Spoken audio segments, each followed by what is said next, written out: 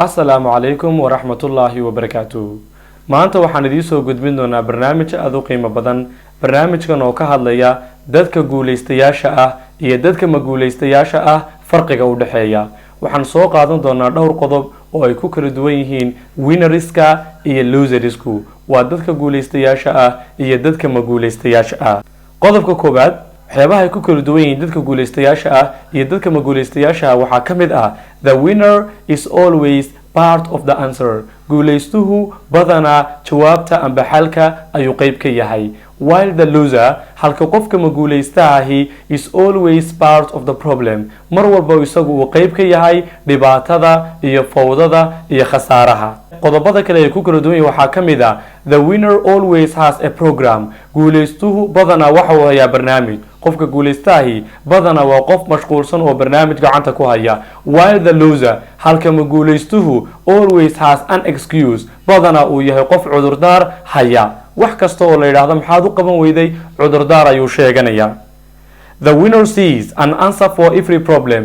guuleystuhu waxa uu arkaa xalka dhibaato kasta.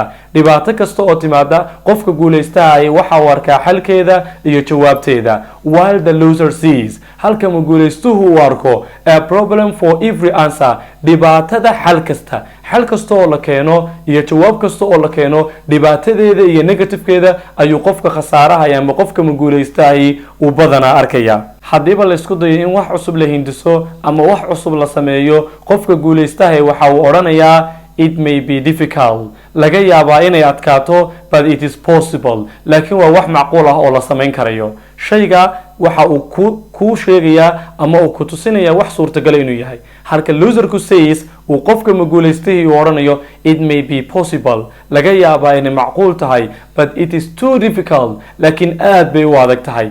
shaygiiba possibility-gii iyo suurtagalnimadii uu ka saarayaa meesha. waxa uu ku sheegayaa in laga yaabaa inay macquul tahay laakiin ay aad u adag tahay. qofkiiba rajada wuu ka laalaya.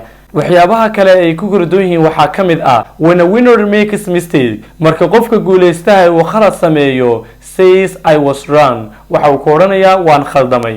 laakiin qofka ma guuleystahi marka uu sameeyo khalad waxa uu kugu jawaab celinayaa aniga dhibkayga ma ahayn, anigu mas-uulka ma ahayn, ama anigu maan samaynin waxa.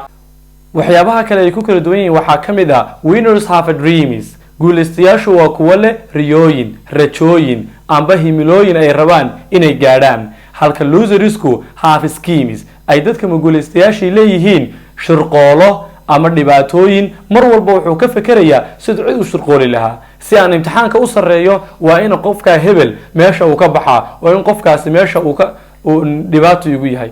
waxyaabahaas ay ku kala duwan yihiin. guuleystayaashu waxay yidhaahdaan I must do something. waa in aan sameeyo wax.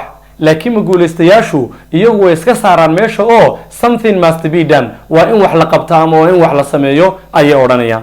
inta badan winners sees the gain. guuleystayaashu waxay arkaan macaashka iyo faa'iidada, halka losersku sees the pain. ay arkaan xanuunka iyo dhibaatada. waynu ognahay wax kasta marka la bilaabayo dhibaato ayuu leeyahay, hadhowna macaash iyo faa'iido ayuu leeyahay. qofka guuleystahi dhibaatada yar soke ma arkayo laakiin faa'iidada dambe ayuu arkaya. ma guuleystuhuna dhibaatada yar hore ayuu arkaya ee faa'iidada badan ee dambe ma arkayo. waxyaabaha kale ay ku kala duwan yihiin waxaa ka mid ah guuleystayaashu waxay aaminsan yihiin in guusha laftarkeeda ay ku guuleysanayaan ayna gaadhayaan, halka ma guuleystayaashu ay aaminsan yihiin marka uu qof guuldaraysto uun inuu isagu guuleysanayo. taasina runtii waa dhibaato aada u weyn.